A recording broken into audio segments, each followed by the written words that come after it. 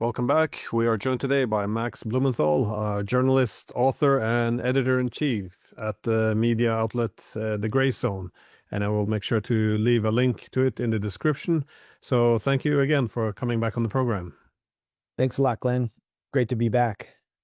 So, according to the New York Times, part of the problem or one of the reasons for Trump engaging in this disastrous war was that the Israelis apparently had a key role in convincing him.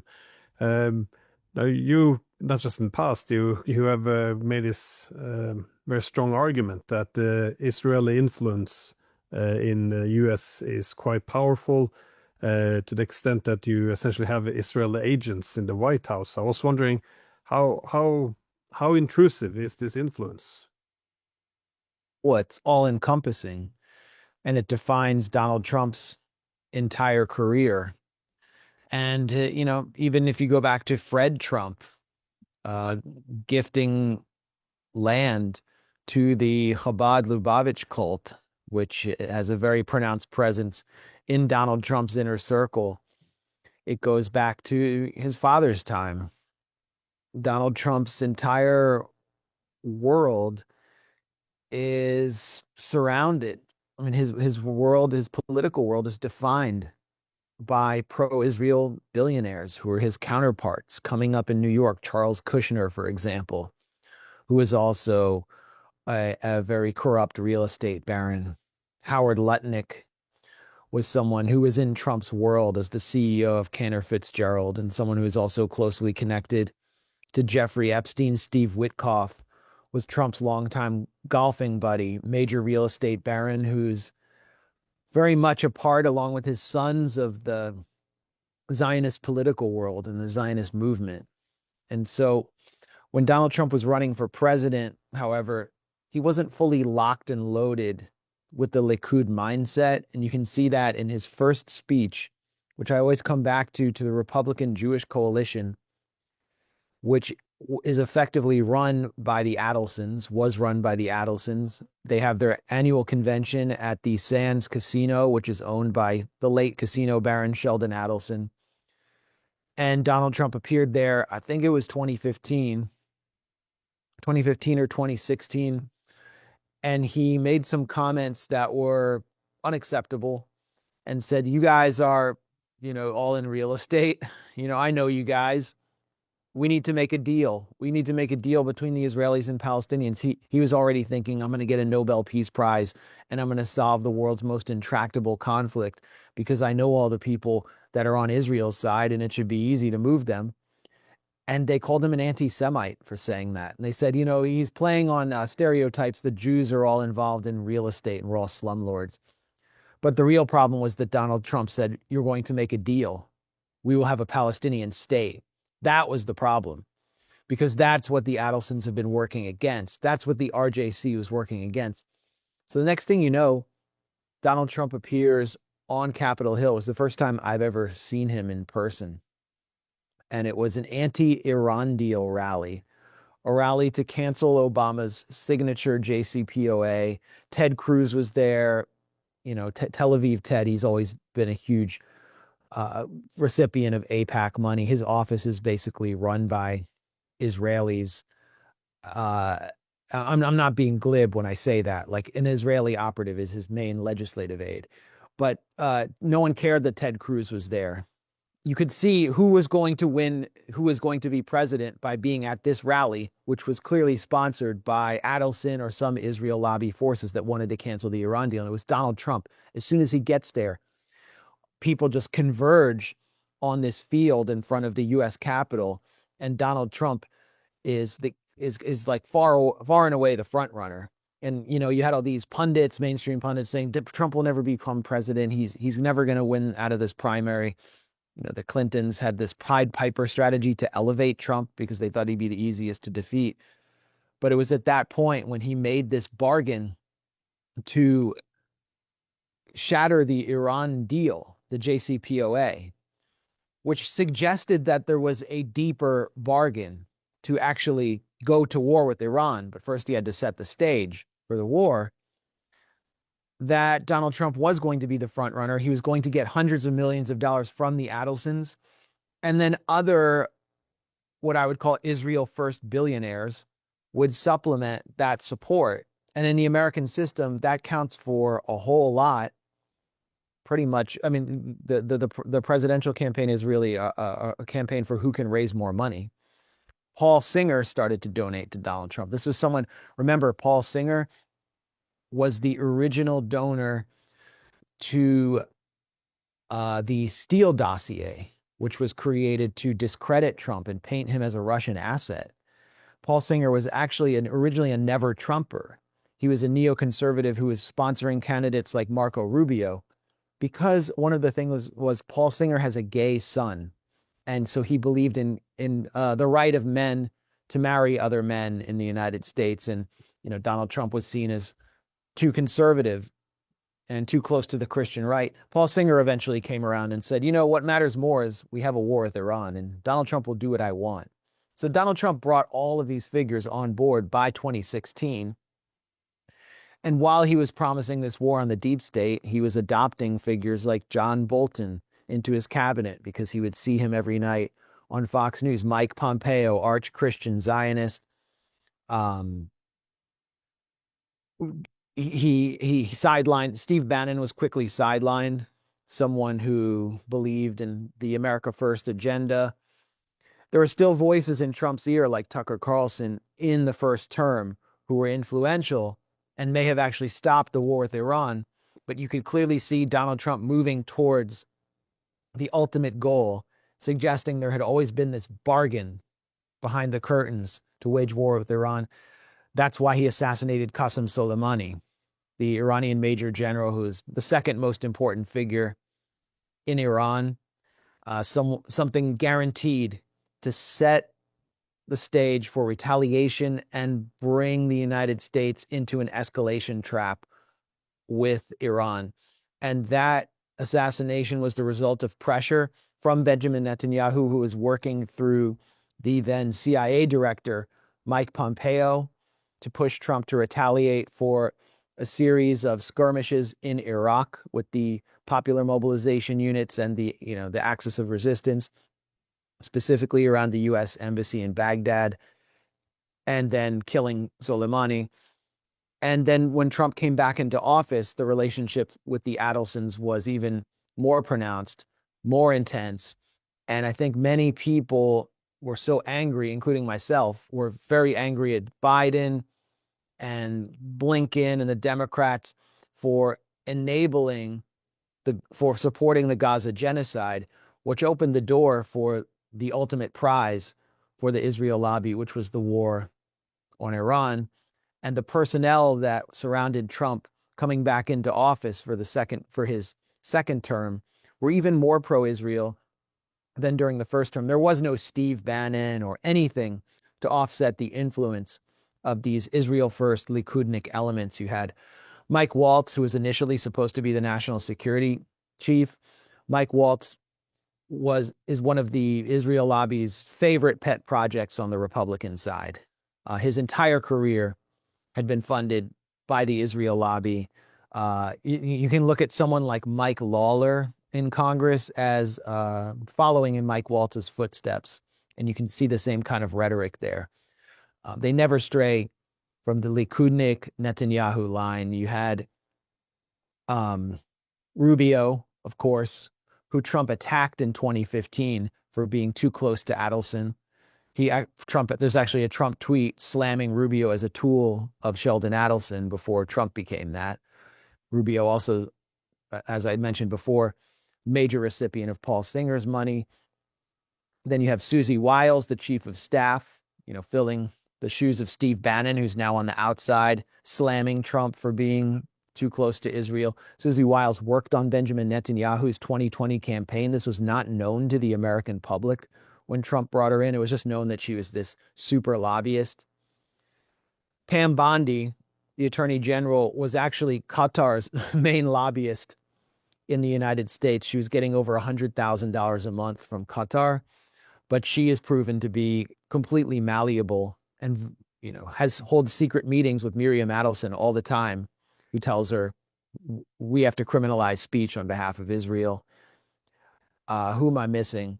Department of Defense, Pete Hegseth went to Israel on a private, or not a private tour, on a very public tour with a settlement organization, an organization that actually physically displaces Palestinians from their homes in East Jerusalem called Ateret Kohanim, as well as Arutz Sheva, which is the main pro-settler TV online network, and gave a speech endorsing the concept of the Third Temple, which means the destruction of the Al-Aqsa compound.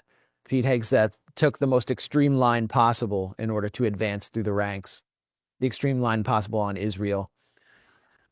I'm probably missing someone, but you can clearly see, just to wrap up, my survey of Trump's personnel and his funders, you can see how this played out in the Situation Room when Trump decided to go to war on Iran. I'm not talking about the February 11th meeting that you mentioned, Glenn, in your question, but just because this is something we can see, anyone watching this can look up the photos of the Situation Room and how it was divided.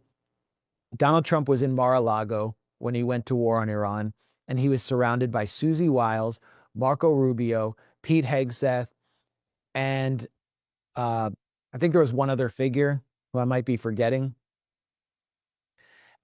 And that was the pro-Israel A-team, all the people who had been basically installed by Israel. And then Team B was actually at the White House without Trump, J.D. Vance, Tulsi Gabbard, and one other, those who were more likely to dissent from attacking Iran, who had no influence whatsoever on the policy. And these were figures, John Ratcliffe, that's the other one who was on A-team. John Ratcliffe is another figure who is in Congress, who is supported by AIPAC throughout his entire career, who was identified in leaked audio that I obtained from a private off-the-record AIPAC session back in 2024, identified as one of the helpers for AIPAC on the inside of Donald Trump's national security team by AIPAC's CEO, Elliot Brand. So Ratcliffe was there. And then you have the secret February 11th meeting, Glenn, that you mentioned, that the New York Times revealed. We all knew something like this was taking place because Netanyahu was in town at that time. Highways were being shut down. He was given presidential level security. And then he storms into a Situation Room meeting, which is highly unusual for any foreign leader. And he sits at the head of the table while Trump sits to the side. And he dictates to Trump and begins fear-mongering and tells Trump Iran will have a nuclear weapon within a week. It has a delivery mechanism to attack Europe. It will soon be able to attack the United States. You must strike Iran now. And behind him on a live stream telecast is the Mossad director, David Barnea, who had been constantly briefing John Ratcliffe. And Trump fell into line. He knew what to do. And all of his team, though, the A-team that had been cultivated by Israel, also including CENTCOM chief Dan Kane from the Pentagon brass, who was never a fan of this war, they all started murmuring to themselves, this war is insane. What Netanyahu is saying is bogus. Like, even Ratcliffe said this is ridiculous. Marco Rubio called it BS. But what did none of them dare to do? Tell Trump how they felt. They're all a bunch of yes men. And they knew that if they expressed real reservations about this war and got in the way, well, they could be in serious trouble. They may not continue to rise through the ranks. Marco Rubio wants to run for president. So they just got out of the way and let it happen. But that's what the New York Times isn't telling you is what I have just been explaining for the last 5 or 10 minutes. I don't know how long I've been going for, which is that meeting was the product of years and years and years of cultivation, manipulation, grooming, threats, rewards, carrots, and sticks from Israel and its cutouts in the United States for the very figures that surround Trump, and grooming of Donald Trump himself by this foreign apartheid entity. it was essentially a coup. And this war is the result of a coup. Yeah, I spoke to Joe Kent, and he was making the point that it was, not like regular lobbying, that it was quite intrusive, that you would have, Israeli citizens there in the in the rooms when they're talking about highly sensitive issues, and the way they just kind of blend in with the Yeah. Americans, that it was quite extraordinary. You never have foreign leaders. Intervening to this amount, to this extent, and I find it interesting how you refer to the all the Russia gate essentially, because this I know you coined the term Israel gate. I mean, this is the real influence, isn't it? How they influenced the election. I mean, but of course, while Russiagate was bogus, this appears to have some actual real evidence behind it. And it's interesting also how you argue this explains a lot how the first Trump administration was very different from the second in terms of his appetite for war. But how do you see then the Israel's role now in the ceasefire? Because I found it a bit, well, let's say, suspicious that the most violent attack on Lebanon had to happen on the first day of the ceasefire. Yeah. Yeah. And when I mentioned Israel Gate first, when I first said this is Israel Gate, it was because I think one of the opening shots of Russia Gate was that the NSA had taped a call between Sergei Kislyak and I think it was Jared Kushner. No, it was Michael Flynn. Michael Flynn and Sergei Kislyak. You remember that? So Michael Flynn was supposed to be the National Security Council chief for Donald Trump, which would have been, I mean, if you look at Michael Flynn's activity now, it's kind of wild to consider that. And the national security establishment in the US wanted to get Flynn out. So someone in the NSA leaked the contents of this call, and they said, "Oh, Flynn was stupid. He was overseas, so it was easy for him to be spied on. He has a back channel, a secret back channel with the Russian ambassador. They're colluding." But what were they actually talking about? This is what was never told to the American public. Jared Kushner, who is one of the key Israeli moles in Trump's inner circle, who's married to Trump's daughter, Ivanka, as we all know, and is the son of Charles Kushner. Jared Kushner had been asked or instructed by Netanyahu to pressure Trump to veto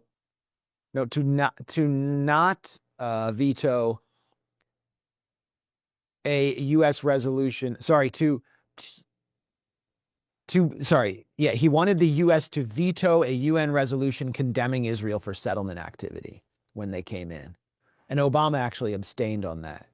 So it was all about Israel. The call between the Russian ambassador and Michael Flynn was being held on behalf of Netanyahu in order to protect Israel's annexation of the West Bank. And the U.S. public was never told that. So the real scandal was Israel Gate. And by the way, the Russian ambassador refused to do that. And then if you look at actually a lot of the billionaires that are said to be Russian billionaires, who are involved with Trump in some business capacity or another, so many of them are dual Russian-Israeli citizens. Haaretz, the Israeli liberal paper, actually did an expose about this. So in many ways, Russiagate was Israelgate. But to your question, Israel will not allow Donald Trump to end this war. And Israel decided that Donald Trump would begin this war. Marco Rubio, after his first briefing with the Senate Gang of Eight, the main sort of power brokers in the Senate, bipartisan power brokers, told them that Israel was going to attack Iran whether we liked it or not. And so we had to follow them in there. And he came out to the press and made this very revealing disclosure, which should have been a much larger scandal, but U.S. media consistently covers up the scandal of Israeli control. It still was enough to upset a lot of people, including Tony Blinken, who was the former Secretary of State, someone who's very close to Israel himself, and who's, the man who raised him. His stepfather was effectively an Israel lobbyist in France. His grandfather was an Israel lobbyist. And Blinken said, Blinken was on the national security team under Obama, and he said the Israelis tried the same exact thing. They said, we are going to attack Iran. You must follow us. And we actually said, no, and you are not going to do that because we still have the power to stop you. Trump didn't have the power to stop them, apparently. So Rubio effectively admitted that this war was launched for Israel. And now we can clearly see that the ceasefire was a hoax, and it is being sabotaged by Israel. And again, we have very clear evidence. It's all happening in broad daylight. I believe it was the State Department delivered a draft of a statement to the Pakistani Prime Minister, Shehbaz Sharif, which he was to post on his Twitter X account, articulating the terms of agreement for negotiations in Islamabad between the US and Iran. And those terms clearly stated, the way that he posted this draft, he posted it without taking out the header that said to be posted by Shehbaz Sharif. And then he edited it. And so he revealed that the US had provided it to him. The terms clearly stated that the ceasefire would involve Lebanon, that Lebanon was involved in this process. And that meant that the war on Lebanon that Israel had launched, including the ground invasion, would be paused at least. So what does Israel do? The biggest massacre that we can remember since the 1990s in Lebanon, over 250 killed, attacking areas of Beirut that are, I would call them like anti-Hezbollah strongholds, like Ain Raisi, and the area around the American University of Beirut, bombing the Corniche. And these are like wealthier, Sunni-heavy areas. They attacked all over Lebanon, just slaughtering the civilian population. Today, attacking the government center in Nabatea. And that's their way. That was their way of first trying to provoke Iran into attacking Israel. Netanyahu using his own population again as pawns and human shields in order to blow up this ceasefire. Iran hasn't fallen for the provocation, but also to test the U.S. and ensure that the United States is put on the spot to declare that they do not see Lebanon as part of the ceasefire deal. And of course, they fell right into line. J.D. Vance caught on the tarmac in, I guess it was Budapest. He was put out there to kind of keep him away from the whole process. And he said, well, I think all of these terms that everyone's talking about of agreement on the ceasefire are actually AI. He actually said that. Lebanon was never included. J.D. Vance just lied. So once again, Israel is determining what the U.S. can and can't do with this war, and it demonstrates the coup that has been undertaken in the White House, where effectively Donald Trump is the first Israeli president. Not that other presidents haven't been doing Israel's bidding, but when I say Donald Trump is the first Israeli president, he talks like an Israeli leader when he calls for bombing Iran back to the Stone Age. That's what Israeli leadership has said about Gaza and Lebanon for decades. You can just Google Israeli, Stone Age, Lebanon, and many statements will come up. Remember, there was the Israeli defense minister calling the population of Gaza human animals. What did Trump say in front of the White House on Easter? That he can threaten them. He can threaten to bomb them back to the Stone Age because they're animals. And then he threatens the death of a civilization. It's Israeli language. What is Donald Trump's strategy in Iran? He has no strategy. He's letting Israel determine the strategy. What are his objectives? Well, his main objective now is to open the Strait of Hormuz, which was open before the war. But beyond that, the strategy is regime change, because that's the Israeli strategy, and state destruction. So effectively, Donald Trump is inhabiting the role of an Israeli leader. And when the Israeli leader comes to Washington, he sits at the head of the table in the Situation Room. Just, well, I thought it was also shocking that once Israel began to bomb in this manner, uh, and they claimed, well, Lebanon was not a part of it. I thought this was really the moment for Trump, that he could push the Israelis aside a bit, because this war has been a unmitigated disaster for the United States. I thought when the key national security interests are at stake, this is when the breaking point will come, when he'll push the Israeli aside. But again, instead, they said, well, Lebanon's not part of it. So canceling essentially the ceasefire, which the US needed so badly. But do you see the any of this having any impact in terms of fracturing the relationship though between the US and Israel? Because the kind of, the Tucker Carlson, if you will, and I guess Joe Kent's, I've never seen this before. This is quite new. Yeah. I mean, what Joe Kent did was astounding and obviously extremely brave. He's the highest ranking U.S. official to resign from any government over a war since Vietnam. And that says something about where MAGA is, where Donald Trump's base is, and where the American public is. First of all, Benjamin Netanyahu has destroyed one presidency after another, or attempted to destroy those presidencies. He destroyed Joe Biden with the Gaza genocide because Biden could not extricate himself from his bear hug of Netanyahu. He couldn't stop thinking, I am a Zionist, I must do what Israel wants. And he didn't understand the Democratic Party base is sick of seeing children being slaughtered day after day after day. And then Kamala Harris, who is also very much a creation of the Israel lobby and also, relied heavily on Silicon Valley money, she couldn't pull away either. So people walked away from the Democrats. And now the same dynamic is happening with Donald Trump in actually more extraordinary fashion. So one of two things happens. Either one of these parties, the Democrats or Republicans, gain executive power and completely reorient the Israel-US relationship so it is not this unshakable bond, and that Israel feels real pressure and is sanctioned for its behavior, or their presidency will be destroyed because they will face mass revolt from their base and from the key sort of faces and voices of their influencer class, which is in open revolt within Donald Trump's base. Donald Trump has now taken the, I would say, unprecedented step of personally attacking three or four of the key influencers who are some of his most loyal supporters: Tucker Carlson, Candace Owens, Alex Jones. There may be one other. I mean, Alex Jones took a lot of hits for January 6th while Donald Trump kind of like walked away.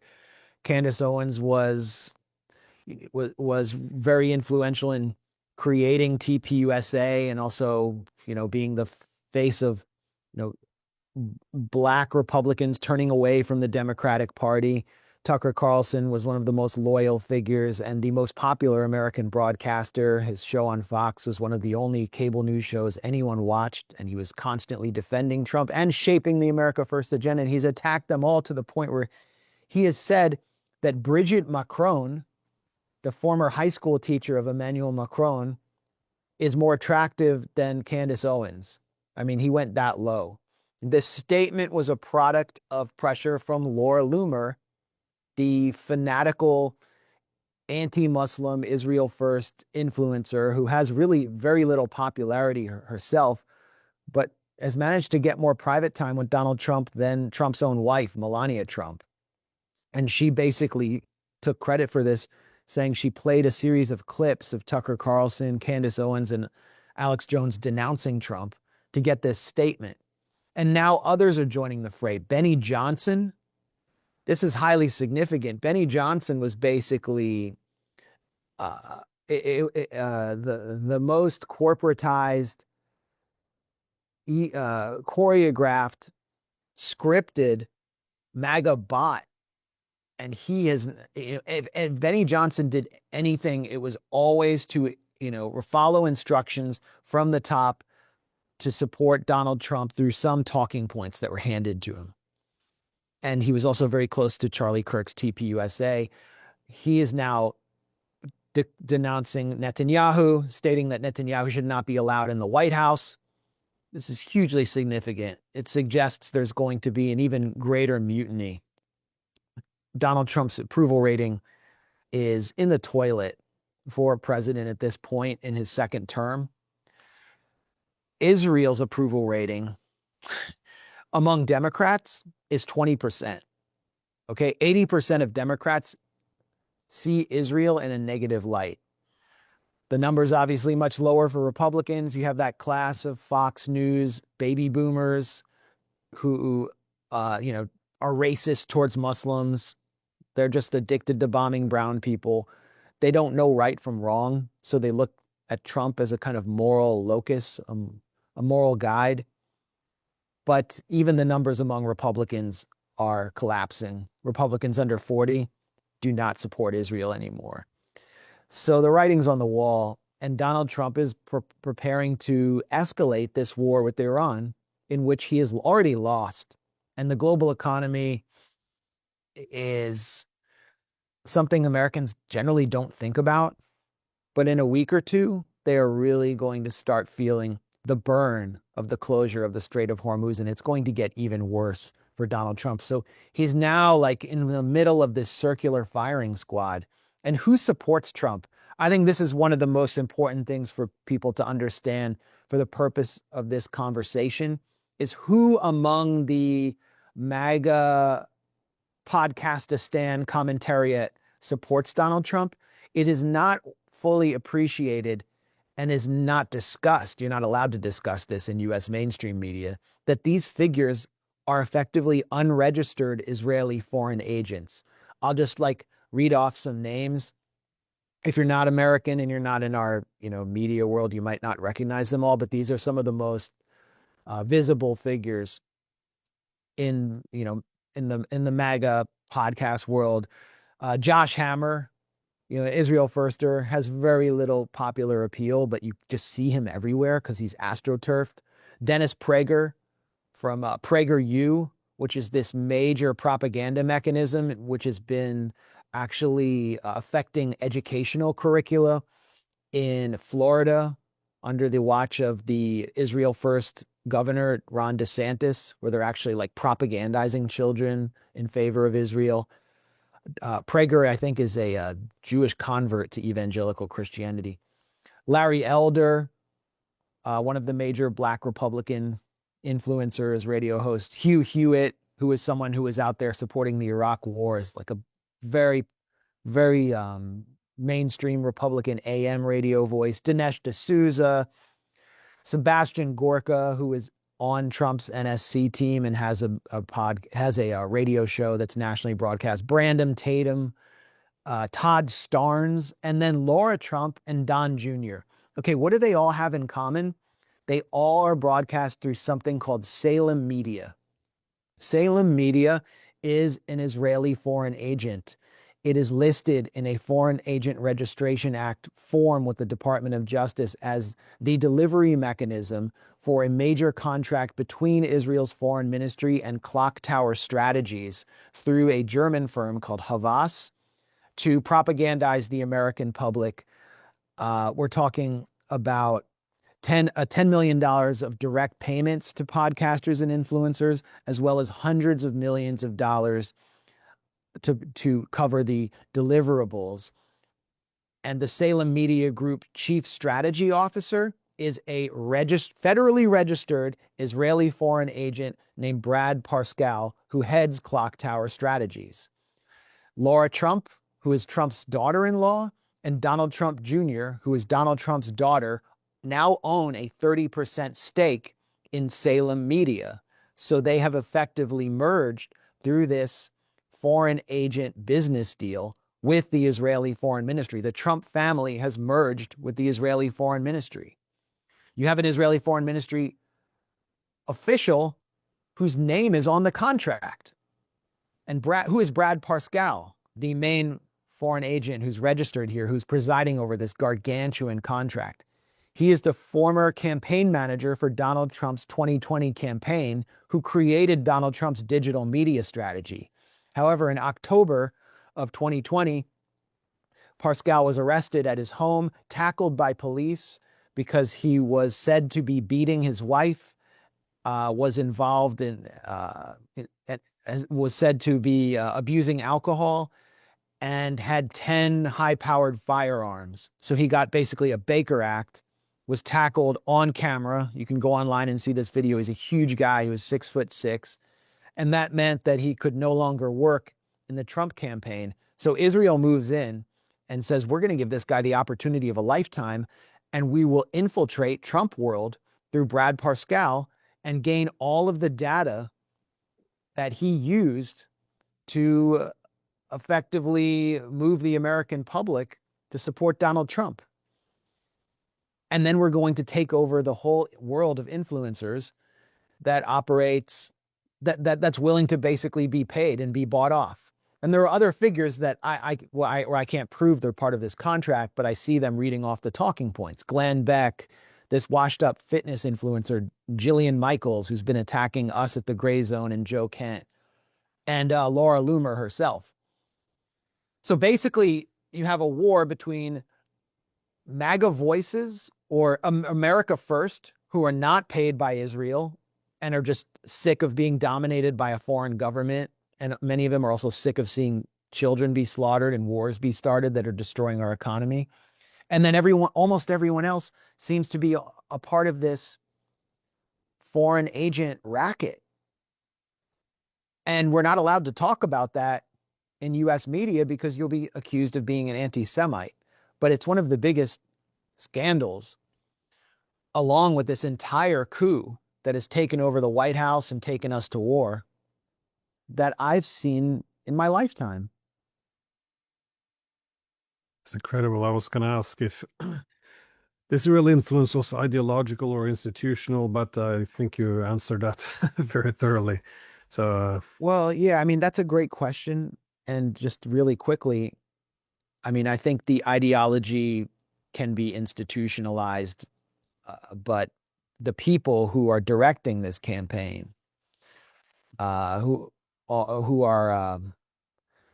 are ideologically zealous about this war, whether they're behind the curtain and they're operatives, they're like Israel lobbyists whose names we don't know, or they're more prominent figures like Josh Hammer or Mark Levin, who is the key, voice of Netanyahu's coterie in the U.S. at Fox News, pushing Trump. They don't have a lot of popular appeal within MAGA. So they rely on institutionalizing their views by basically buying off the very transactional, easily corrupted class of people that rode on Donald Trump's pirate ship into power. So, I mean, there's a blend of ideological zealotry and institutionalization. But, I highly doubt, if somebody came in from, I don't know, if like Abu Obaida from Hamas was allowed to come to the U.S. with like suitcases full of cash and give it to MAGA influencers, some of them might be delivering the exact opposite message tomorrow. And the reality is that MAGA itself is done. America First as a brand has moved beyond Trump and is looking for another vehicle because they don't believe in any of this stuff, and they are in the wilderness now. Just as those of us who came more from the left went out into the wilderness after Democratic president after president. I mean, not just Biden, but Obama, Clinton did Israel's bidding. And I think you're going to see a major clash when both Republican and Democratic conventions convene, and both have to select you're not going to have an incumbent president. So there's going to be a major civil war in both parties over this issue. And I don't see how it can be avoided that there has to be a change in policy after all this. I think the clock is running out on Israel, and all it can do at this point is bomb its way out of problems. well, Max, thank you so much for taking the time. It's it's a fascinating topic and also a bit frightening, but it at Yeah, it is least fright. It is frightening. within this MAGA civil war, at least some truth might come out eventually. Though. Yeah, I mean, well, through your interviews, a lot of truth is coming out. So thanks for what you're doing, and thanks for giving me the time to talk about this. Thank you.